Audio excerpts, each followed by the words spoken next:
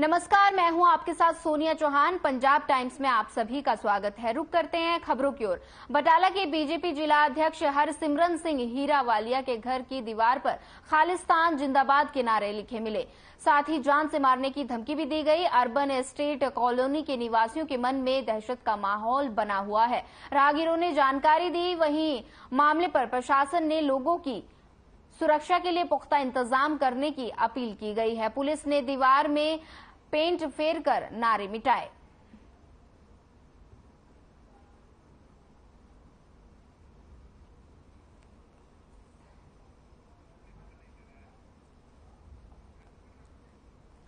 बता दें कि प्रशासन ने सुरक्षा के लिए पुख्ता इंतजाम किए हैं। दीवार पर लिखे मिले खालिस्तान जिंदाबाद के नारे। सैर करने वाले राहगीरों ने पुलिस को जानकारी दी। पुलिस ने पेंट कर नारे मिटाए। बता दें कि बटाला से एक खबर है, जहां दीवार पर खालिस्तान जिंदाबाद के नारे लिखे मिले। सैर करने वाले राहगीरों ने पुलिस को ये जानकारी दी। प्रशासन ने सुरक्षा के पुख्ता इंतजाम किए।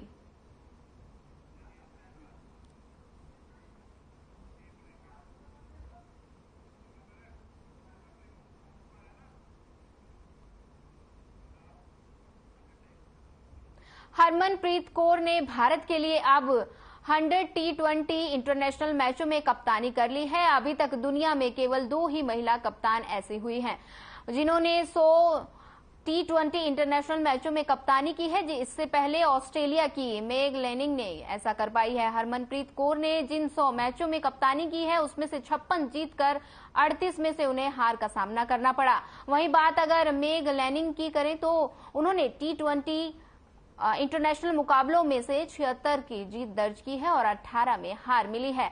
भारत के लिए हरमनप्रीत कौर के अलावा सबसे ज्यादा T20 इंटरनेशनल मैचों में कप्तानी मिताली राज ने की थी, जिसके नाम पर 32 मुकाबले दर्ज हैं।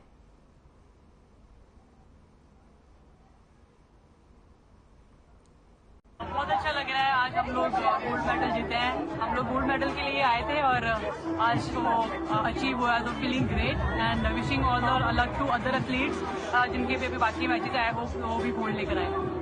Just want to say that I am very happy as the team coach that we have got a gold, one gold medal for the country that we could contribute. It's a great honor, and ours is the second one. Shooting's got the first one. Congratulations to them. It's a great feeling. Happy to be in this position.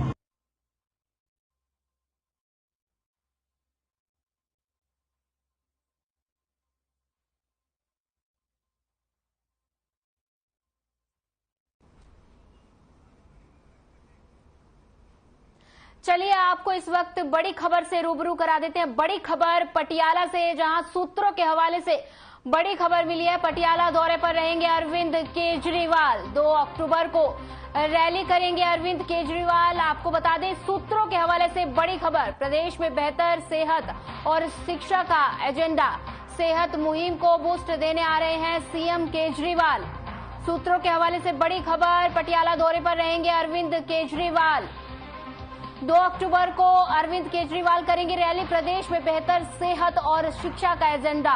सेहत मुहिम को boost करने आ रहे हैं CM Kejriwal. सूत्रों के हवाले से बड़ी खबर। आपको बता दें, पटियाला दौरे पर रहेंगे अरविंद केजरीवाल। 2 अक्टूबर को करेंगे रैली करेंगे सीएम केजरीवाल। सेहत मुहिम को बूस्ट करने के लिए अरविंद केजरीवाल यहां आ रहे हैं। बता दें, सूत्रों के हवाले से आपको बड़ी खबर। पटियाला दौरे पर रहेंगे दिल्ली के सीएम अरविंद केजरीवाल। 2 अक्टूबर को रैली का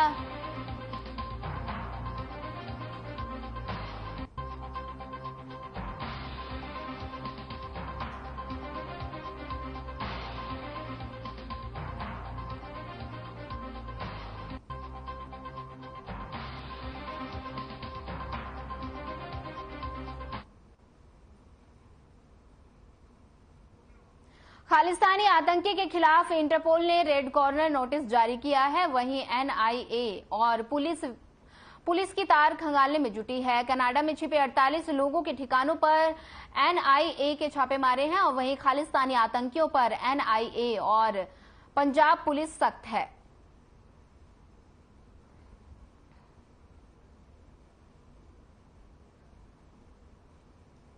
बता दें कि रेड कॉर्नर को नोटिस जारी कर दिया गया है, जहां एनआईए की ताबड़तोड़ छापेमारी चल रही है।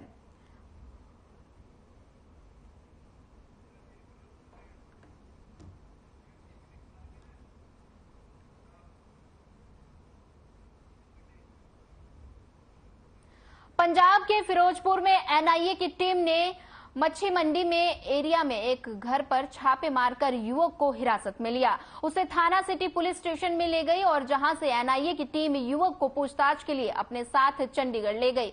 बता दें कि युवक पर गैंगस्टर अर्श डाला और लिंक के साथ शक होने पर एनआईए ने जोरा पिता को गिरफ्तारी का पत्र पकड़ाया गया। वहीं जोरा के पिता और माता ने कहा कि हमें नहीं पता था कि हमारा बेटा किसी के साथ ये बात कर रहा है, लेकिन हमारा बेटा निर्दोष है। पिता ने कहा कि मेरा बेटा मेहनत मजदूरी का काम करता है।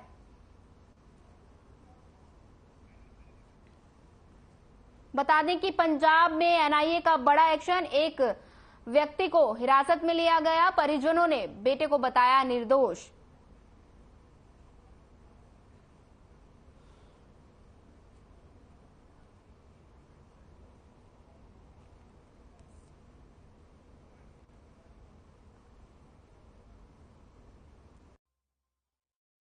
चंडीगढ़ लेके गए दसिया नहीं भी क्यों लेके चले हैं? पता नहीं कोई फोन कान से गल हुई, सानू नहीं पता इस गल का। इन्ना की ਅਸੀਂ ਹੌਸਲਾ ਲਾਉਣ ਲੱਗੇ ਵੀ ਜਿਹੜਾ ਖੋਹ ਲੈਣ ਲੱਗੇ। ਤੁਹਾਨੂੰ ਕਾਗਜ਼ ਵੀ ਦੇ ਕੇ ਗਏ ਆ ਕਾਗਜ਼ ਦੇ ਕੇ ਗਏ ਨੇ। ਕਿ ਗ੍ਰਿਫਤਾਰ ਕੀਤਾ ਹੈ? ਹਾਂਜੀ ਕਿੱਥੇ ਲੈ ਕੇ ਗਏ ਆ? ਚੰਡੀਗੜ੍ਹ ਨੂੰ ਲੈ ਗਏ ਆ, ਚੰਡੀਗੜ੍ਹ ਲੈ ਕੇ ਚੱਲੇ ਆ। ਰੱਬ ਜਾਣੇ ਕਿੱਥੇ ਲੈ ਕੇ ਚੱਲੇ।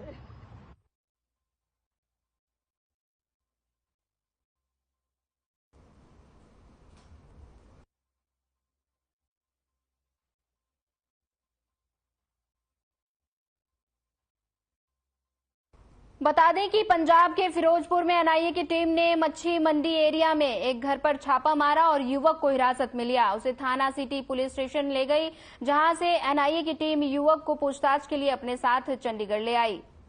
बता दें कि युवक पर गैंगस्टर अर्श डाला और साथ में एनआईए ने जोरा के पिता को गिरफ्तारी का पत्र पकड़ाया और जोरा के माता पिता ने कहा कि हमारा बेटा निर्दोष है। पिता ने कहा कि मेरा बेटा मेहनत मजदूरी का काम करता है।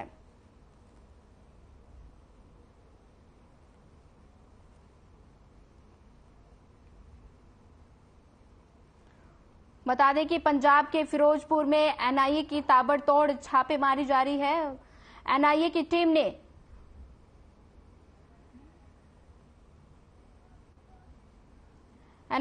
ने मच्छी मंडी एरिया में एक घर पर छापेमारी कर युवक को हिरासत में लिया।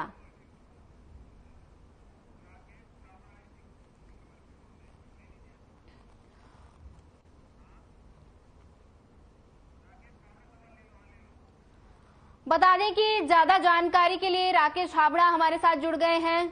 राकेश छाबड़ा हमारे साथ जुड़ गए हैं। बताइए राकेश छाबड़ा जी, क्या कुछ अपडेट है इस खबर को लेकर? जी सुनिए जी, बिल्कुल बात की जाए आज सुबह से जो 5 बजे से एनआईए की तरफ से पंजाब के 30 जिलों में छापेमारी की जा रही है, उसको लेकर अगर बात की जाए तो पिछले दिनों जैसे गुरपत पन्नू और उनके जो गैंगस्टर हैं अर्श डल्ला और ऐसे और कई गैंगस्टर है जिनका इनके साथ संपर्क देखा गया है। तो जैसे ही एनआईए की इन चीजों की इनपुट मिली तो उसके आधार पर हाईकोर्ट में अपील की गई, जिसकी मंजूरी के बाद एनआईए ने शिकंजा कसते हुए पंजाब में पिछले एक हफ्ते से रेड की जा रही है और आज सुबह 5 बजे से पंजाब के 30 जिलों में छापेमारी की गई है। जी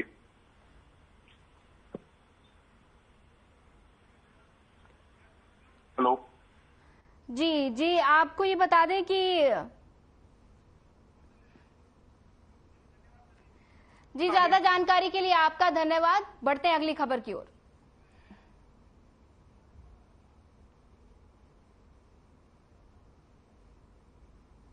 बता दें कि फिरोजपुर में पंजाब एनआईए का बड़ा एक्शन जारी है। एक व्यक्ति को पुलिस ने हिरासत में लिया।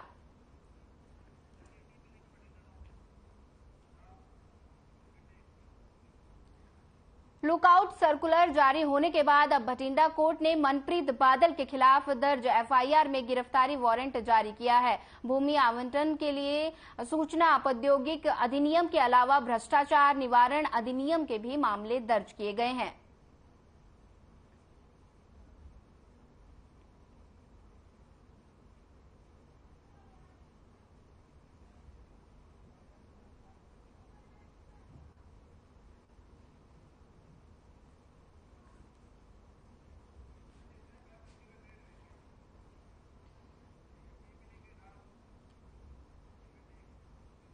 कैप्टन अमरिंदर के मीडिया सलाहकार भारत इंदर चहल के घर पर एक बार फिर दोबारा से विजिलेंस ने छापा मारा। दरअसल आमदनी से ज्यादा संपत्ति को लेकर विजिलेंस ने मामला दर्ज किया था।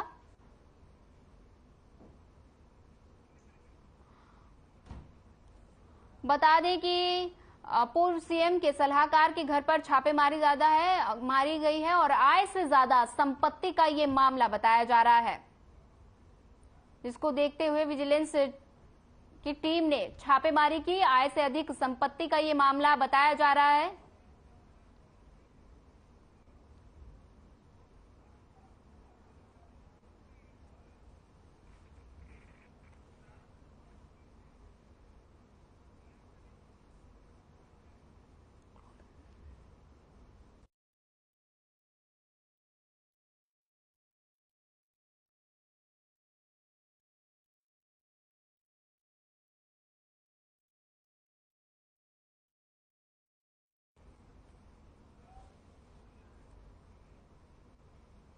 चलिए आपको सीधे लिए चलते हैं गुजरात, जहां ग्लोबल समिट में पीएम मोदी ने क्या कुछ कहा, सुनिए।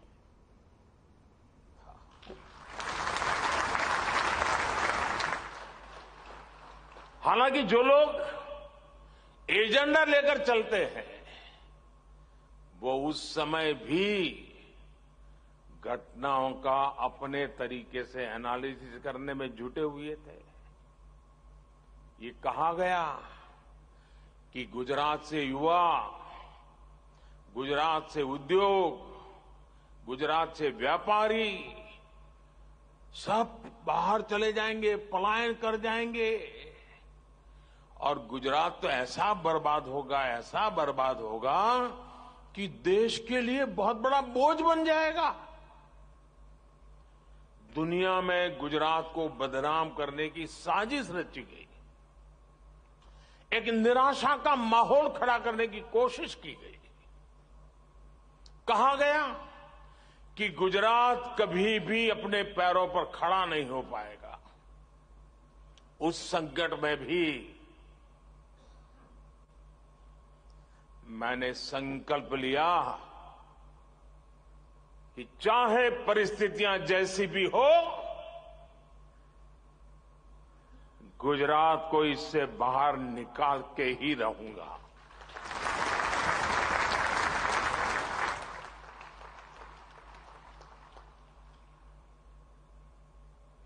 हम गुजरात के पुनर्निर्माण ही नहीं बल्कि उसकी आगे की भी सोच रहे थे और इसका एक प्रमुख माध्यम हमने बनाया वाइब्रेंट गुजरात समिट को। एक गुजरात का आत्मविश्वास बढ़ाने और उसके जरिए विश्व से आंख मिलाकर बात करने का ये माध्यम बन गया। ये गुजरात सरकार की निर्णय प्रक्रिया और फोकस अप्रोच को पूरी दुनिया को दिखाने का एक माध्यम बना। ये गुजरात सहित भारत की औद्योगिक क्षमता को विश्व के समक्ष उजागर करने का माध्यम बना। ये भारत में मौजूद अलग अलग सेक्टर्स की असीमित संभावनाओं को दिखाने का माध्यम बना। ये भारत के टैलेंट को देश के भीतर उपयोग करने का माध्यम बना। ये भारत की दिव्यता, भव्यता और सांस्कृतिक विरासत को विश्व को दिखाने का एक और माध्यम बन गया। हमने कितनी बारीकी से काम किया उसका उदाहरण वाइब्रेंट गुजरात की टाइमिंग भी है। हमने वाइब्रेंट गुजरात जब किया जब गुजरात में नवरात्रि और गरबे की धूम रहती है। हमने इसे गुजरात के औद्योगिक विकास का पर्व बना दिया। साथियों, आज मैं आप सभी को एक और बात याद दिलाना चाहता हूं। 20 साल हो रहे हैं। हर तरह की खट्टी मीठी बातें याद आना बहुत स्वाभाविक है। आज दुनिया वाइब्रेंट गुजरात की सफलता देख रही है, लेकिन वाइब्रेंट गुजरात का आयोजन ऐसे माहौल में किया गया जब तब की केंद्र सरकार भी गुजरात के विकास को लेकर बेरुखी दिखाती थी। मैंने हमेशा ही कहा है कि गुजरात के विकास से देश का विकास, लेकिन उस समय केंद्र सरकार चलाने वाले गुजरात के विकास को भी राजनीति से जोड़कर देखते थे। केंद्र सरकार के मंत्री तब वाइब्रेंट गुजरात समिट में आने से मना कर दिया करते थे। व्यक्तिगत रूप से तो मुझे बताते थे कि नहीं हम जरूर आएंगे। पता नहीं पीछे से डंडा चलता था, वो ना कर देते थे। सहयोग तो दूर की बात, वो रोड़े अटकाने में लगे रहते थे। विदेशी इन्वेस्टर्स को धमकाया जाता था कि गुजरात मत जाओ। इतना डराने के बाद भी विदेशी इन्वेस्टर्स गुजरात आए।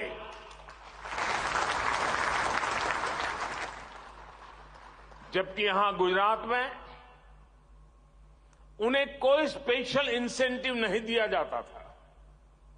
वो यहां आते थे क्योंकि उन्हें यहां good governance, fair governance, policy driven governance, equal system of growth और ट्रांसपेरेंट सरकार का अनुभव रोजमर्रा की जिंदगी में आता था।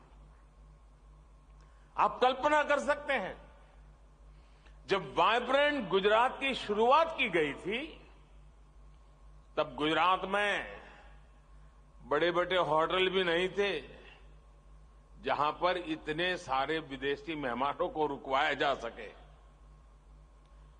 जब सारे सरकारी गेस्ट हाउस भी भर जाते थे तो हमारे सामने सवाल होता था कि अब बाकी लोग कहां ठहरेंगे।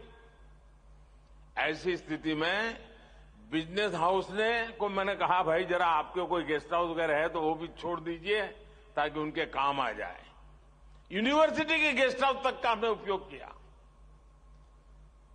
उनके गेस्ट हाउस में मेहमानों को रुकने का इंतजाम किया गया। कुछ लोगों को बड़ौदा भी ठहराना पड़ा।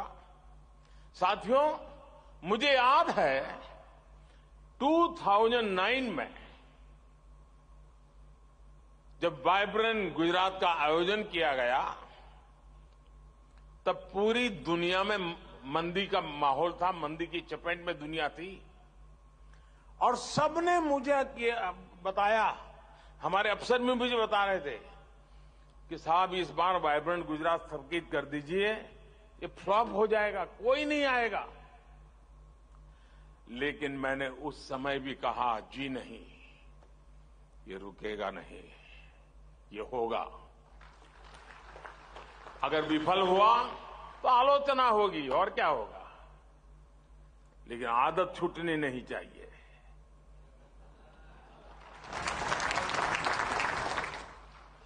और तब भी वाइब्रेंट गुजरात समिट ने पूरा विश्व मंदी के दौर में था, लेकिन 2009 के वाइब्रेंट समिट में सफलता का एक और नया अध्याय जुड़ गया। साथियों, वाइब्रेंट गुजरात की सफलता इसकी विकास यात्रा से भी समझी जा सकती है। 2003 में इस समिट से कुछ 100 पार्टिसिपेंट्स और डेलीगेट जुड़े थे। बहुत छोटा सा कार्यक्रम था।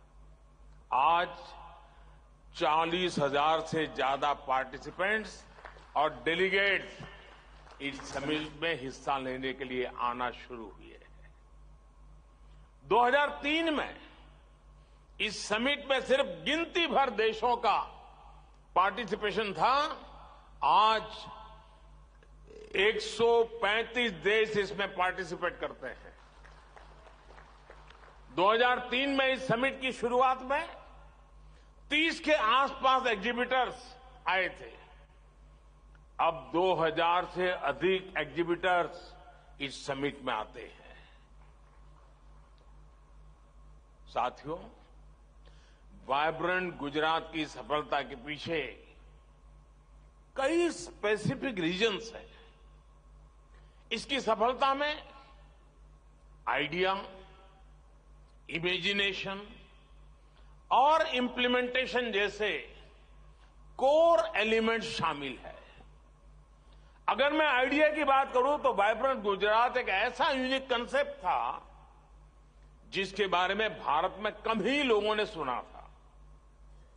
लेकिन समय के साथ मिली सफलता से लोगों को इसका महत्व समझ आया। कुछ समय बाद दूसरे राज्यों ने भी अपनी तरह के बिजनेस एंड इन्वेस्टर समिट का आयोजन शुरू कर दिया। एक और अहम फैक्टर है इमेजिनेशन। हमने अलग तरह से सोचने का साहस दिखाया।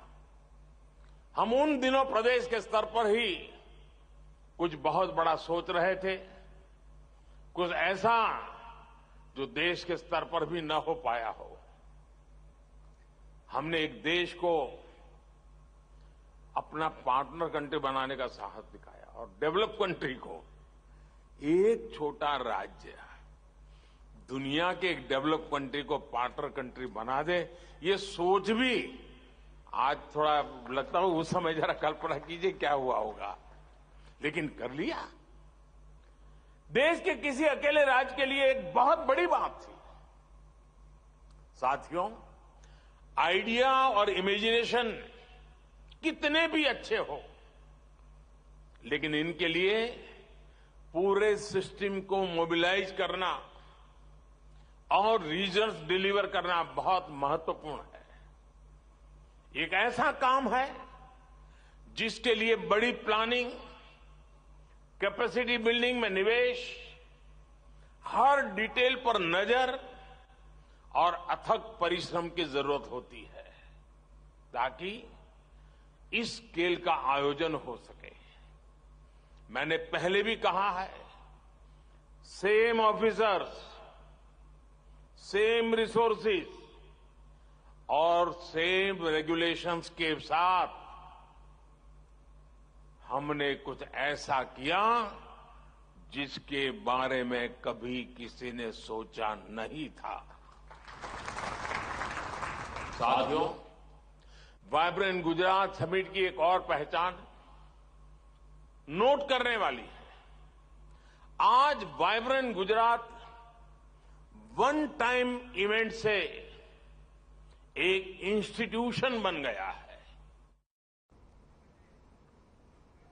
फिलहाल इस बुलेटिन में इतना ही। ज्यादा खबरों के लिए बने रहिए हमारे साथ। नमस्कार।